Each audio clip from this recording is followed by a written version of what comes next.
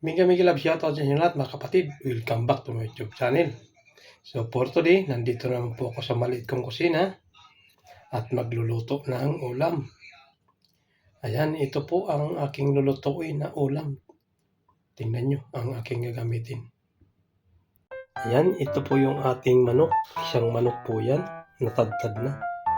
At ito po ang aking bawang, luya, sibuyas, at bawang, at saka itong tanlad po, ayan. At ito po ang aking isasahog ay upo. Yan, na-prepare ko na po. Yan. Magpapainit na rin po ako ng kaldero at mag-umpisa na magluto.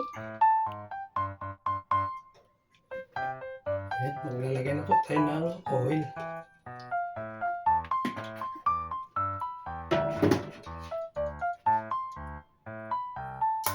Yan, umpisa na po natin. Unahin natin ang luya. Igisa-gisa lang muna po yan.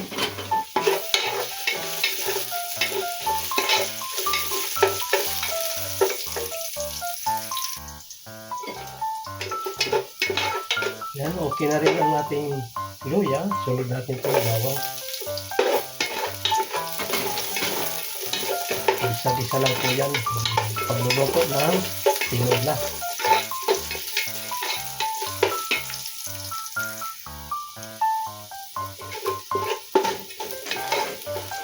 Ayan. Isunod na rin po natin ang sibuyas.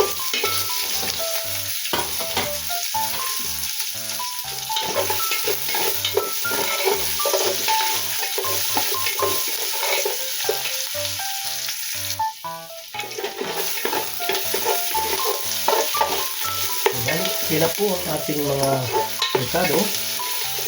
Ilalagyan na rin po natin itong manok.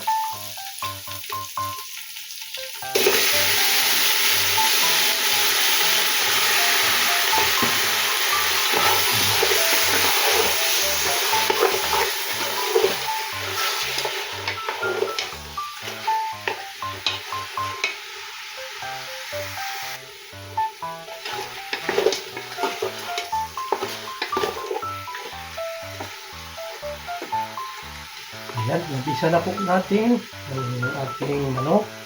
Ayan, pag naganyan na po ang kulay, medyo nag-iba na ang kulay, maglalagay na po ng pamintang durog.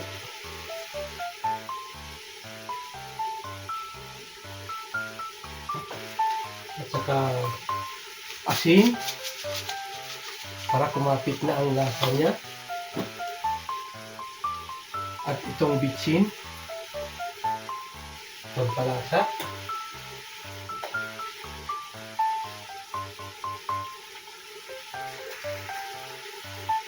At saka po itong patis. Nalagay po ako ng patis. Ayan.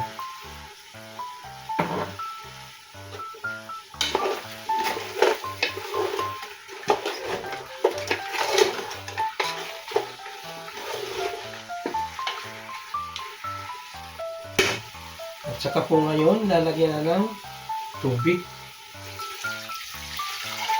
Yan, kayo na pong bahala kung gaano karami ang inyong sabaw.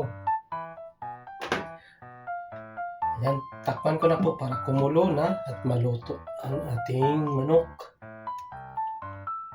Ayan, isasama ko na rin pala itong tanlad para makuluan.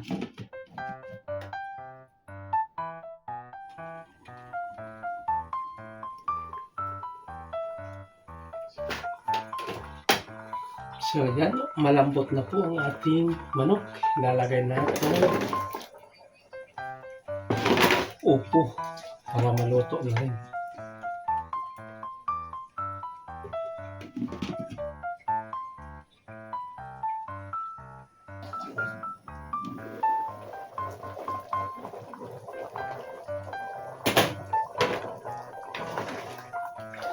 Ayan, kulong-kulo na. Malapit na po maluto. Lagay ko na rin po itong siling haba.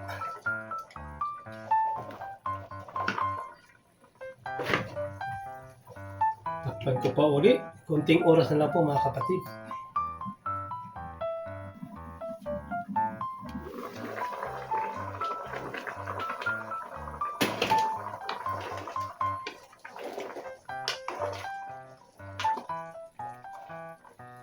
So ayan, luto na po ang ating tinola. Ayan, ready to eat na po.